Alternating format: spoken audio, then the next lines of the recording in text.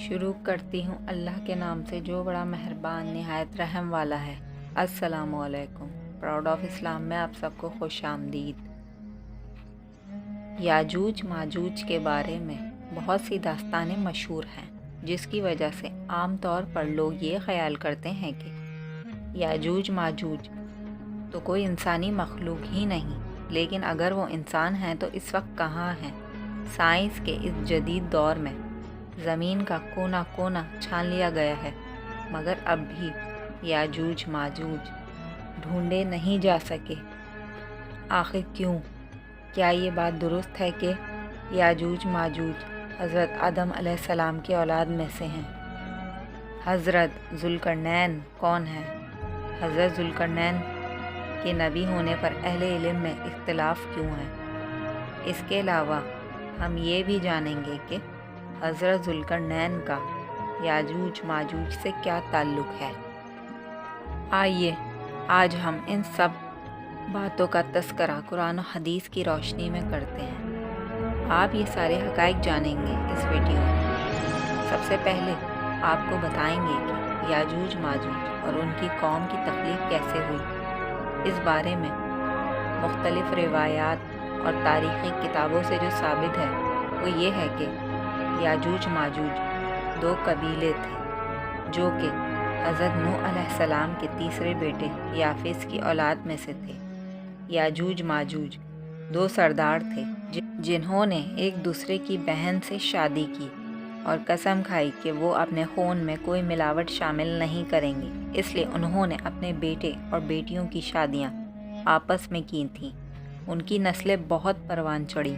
कहा जाता है कि उनकी औरतों के यहाँ एक ही वक्त में 4 बच्चों की पैदाइश होती थी, और यही वजह है कि जिसकी वजह से उनकी नस्ल बहुत ज़्यादा फैल गई। ये काफिर हैं। ये जिस जानदार के पास से गुज़रते हैं उसे खा जाते हैं। ये मौसम बहार में अपने घरों से निकलकर सारा सब्ज़ा हरियाली खा जाते हैं और खुश्क चीज़ें उठाकर ले जाते हैं। उनके पंजे और दांत दरिंदों जैसे और उनके बाल इतने लंबे हैं कि जिस्म छुपा लेते हैं। इस वक्त दुनिया में हमारी आबादी के एक इंसान के बदले याजूज माजूज की कौम के 10 अफराद मौजूद हैं। यानी याजूज माजूज की कौम हमसे 10 गुना ज़्यादा है। सही बुखारी की हदीस से रिवायत है कि हुजूर पाक सल्लल्लाहु अलैहि वसल्लम ने फरमाया कि हर 1000 में से 999 जहन्नमी होंगे।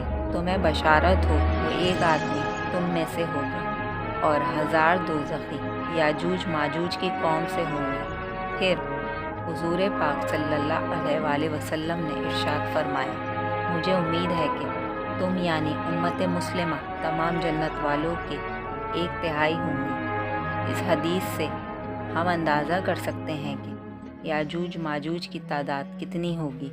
तारीख़ी शवाहिद से मालूम होता है कि ये लोग शुमाल मशरक़ी एशिया में ज़िंदगी बसर करते थे और अपने वहशियाना हमलों के नतीजे में एशिया के जनूबी और मगरबी इलाकों में मुसीबत बर्पा करते थे।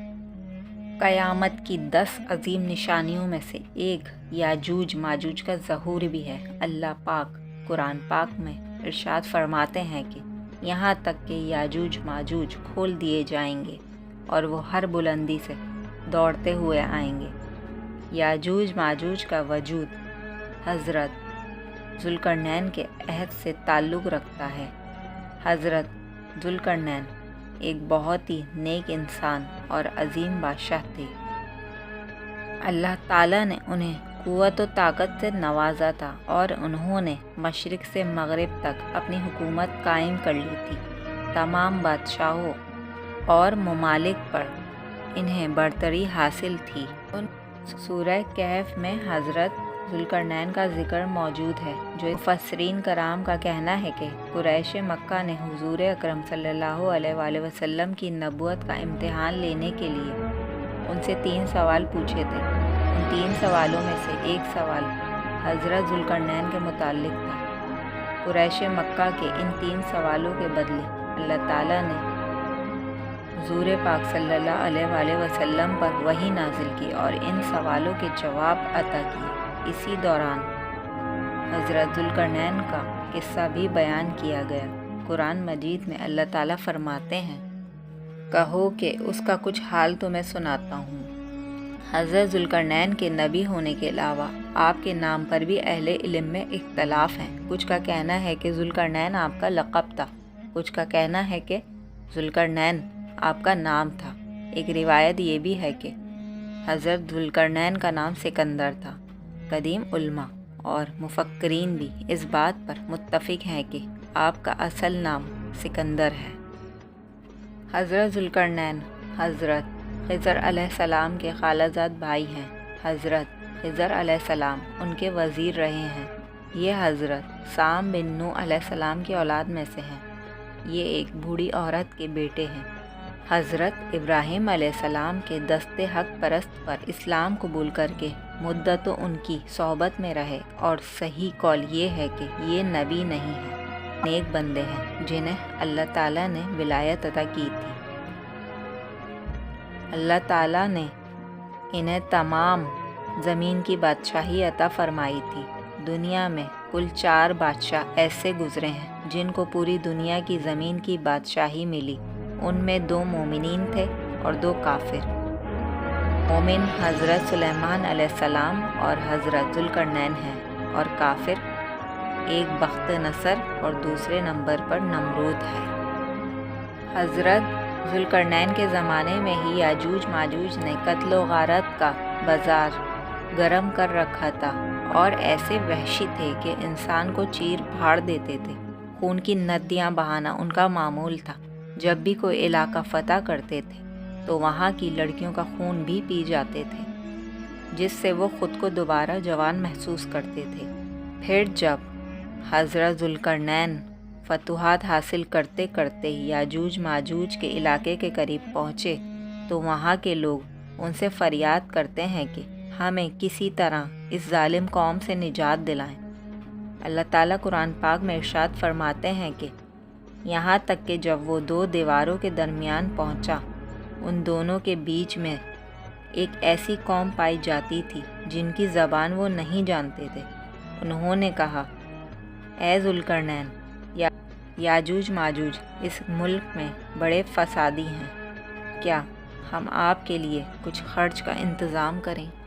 اس شرط پر کہ آپ ہمارے اور ان کے درمیان ایک دیوار بنائیں گے۔ انہوں نے جواب دیا، یعنی حضرت ذوالقرنین نے کہا کہ میرے اختیار میں میرے پروردگار نے جو دے رکھا ہے وہی بہتر ہے۔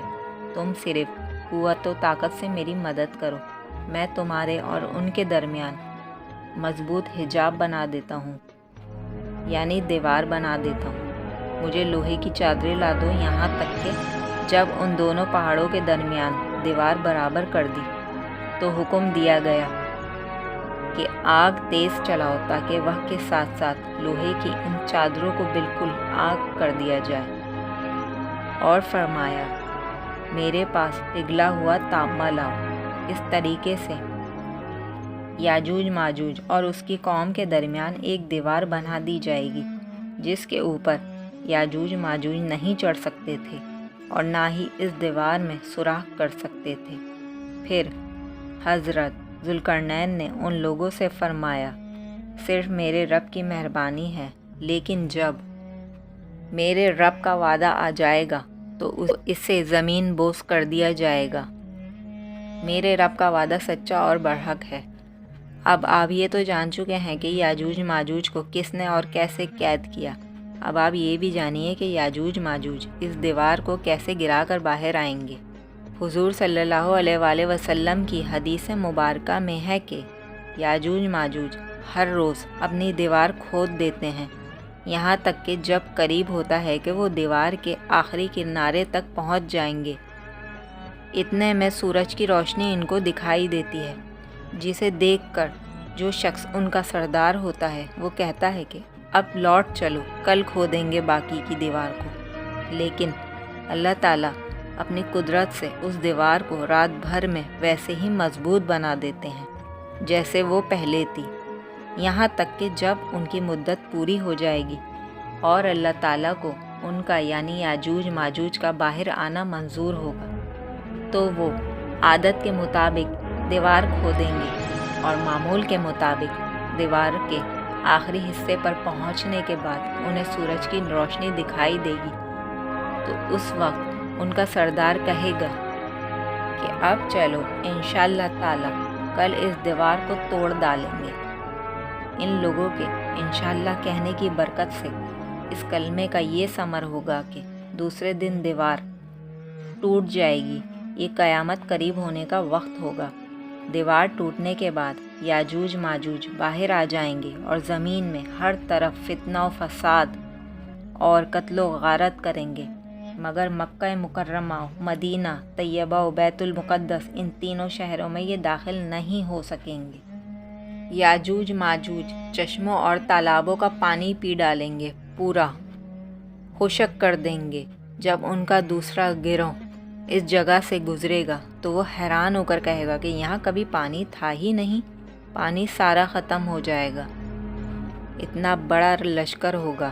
جب یہ لوگ دنیا میں فساد اور قتل و غارت سے فارغ ہو جائیں گے، جب سب لوگوں کو ختم کر دیں گے، مسلمان تو حضرت عیسیٰ علیہ السلام کے ساتھ کوہ طور پر ہوں گے، تو یاجوج ماجوج کہیں گے کہ زمین والوں کو تو ختم کر دیا، آؤ اب آسمان والوں کو اپنا نشانہ بناتے ہیں۔ یہ کہہ کر وہ اپنے تیر آسمان کی طرف پھینکیں گے۔ خدا کی قدرت تو دیکھیں کہ تیر جب واپس آسمان سے آ کر نیچے گریں گے تو ان پر خون لگا ہوگا۔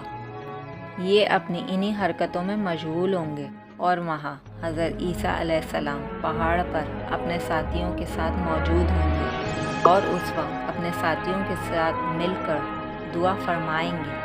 پھر اللہ تعالیٰ یاجوج ماجوج کی گردنوں پر ایک قسم کا کیڑا پیدا فرمائیں گے اور وہ سب ایک دم مر جائیں گے۔ ان کے مرنے کے بعد حضرت عیسیٰ علیہ السلام پہاڑ سے اتر آئیں گے اور دیکھیں گے کہ تمام زمین ان کی لاشوں سے بھری پڑی ہے، یعنی زمین پر اتنی لاشیں ہوں گی کہ زمین پر ایک بالش بھی جگہ نہیں ہوگی اور بہت بدبو ہوگی۔ اب اتنے لوگوں کو کہاں دفنایا جائے، انہیں کیسے اور کہاں لے کر جایا جائے؟ اللہ تعالیٰ کی شان دیکھیں کہ حضرت عیسیٰ علیہ السلام کی دعا کی برکت سے اللہ تعالیٰ کچھ ایسے پرندے بھیجیں گے جن کی گردن اونٹ جتنی ہوگی۔ وہ یاجوج ماجوج کے جسموں کو اٹھا کر لے جائیں گے وہاں جہاں اللہ تعالیٰ چاہیں گے۔ ابھی ان کے ظلم و زیادتی کی سزا مکمل نہیں ہوگی، یہ تو صرف انہیں دنیا میں ملنے والی سزا تھی۔ ابھی تو جہنم کی دردناک سزا بھی باقی ہے، کیونکہ ان لوگوں نے بہت زیادتی کی تھی دنیا میں لوگوں کے ساتھ، اس لیے انہیں جہنم میں بھی زیادتی کی سزا بھگتنی پڑے گی۔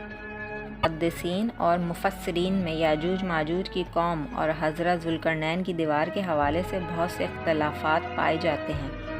اب تک 5 ایسی دیواریں سامنے آ چکی ہیں جن کے بارے میں کہا جاتا ہے کہ ان کے پیچھے یاجوج ماجوج قید ہیں۔ ان میں سے ایک دیوار چین بھی ہے، لیکن اس دیوار میں لوہا اور تانبا نام کی کوئی چیز نہیں ہے۔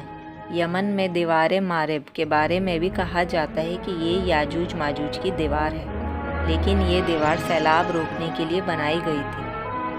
ففکار میں دریائے خزر اور بحر اسود کے درمیان دیوار کی طرح کا پہاڑی سلسلہ شمال اور جنوب کو الگ کرتا ہے۔ یہاں ایک لوہے کی دیوار بھی نظر آتی ہے جس کے بارے میں لوگ کہتے ہیں کہ یہی حضرت ذوالقرنین کی بنائی ہوئی دیوار ہے۔ صحابی نے رسول صلی اللہ علیہ وآلہ وسلم سے عرض کیا کہ میں نے اس دیوار کو دھاری دار چادر کی طرح دیکھا ہے، جس کی ایک دھاری سرخ ہے اور ایک کالی ہے۔ اس پر آپ نے فرمایا کہ واقعی تم نے اس کو دیکھا ہے جس دیوار کی اور جس قوم کی اللہ تعالیٰ نے خبر دی ہے وہ صحیح اور درست ہے، اور اس پر ایمان لانا واجب ہے اور اس کی تصدیق کرنا بھی فرض ہے۔ یاجوج ماجوج کے واقعے سے ایک سبق تو ہمیں ضرور ملتا ہے کہ زمین میں قتل و غارت اور فساد پھیلانے والوں کا انجام ہمیشہ برا اور ہلاکت والا ہوتا ہے۔ اللہ تعالیٰ ظالموں کو ایک دم ختم کرنے کی قدرت رکھتے ہیں، مگر وہ انہیں موقع عطا فرماتے رہتے ہیں کہ تاکہ وہ توبہ کریں اور جہنم سے نجات حاصل کریں۔ اللہ تعالی ہمیں نیک اعمال کرنے کی توفیق عطا فرمائے، آمین۔ اللہ حافظ۔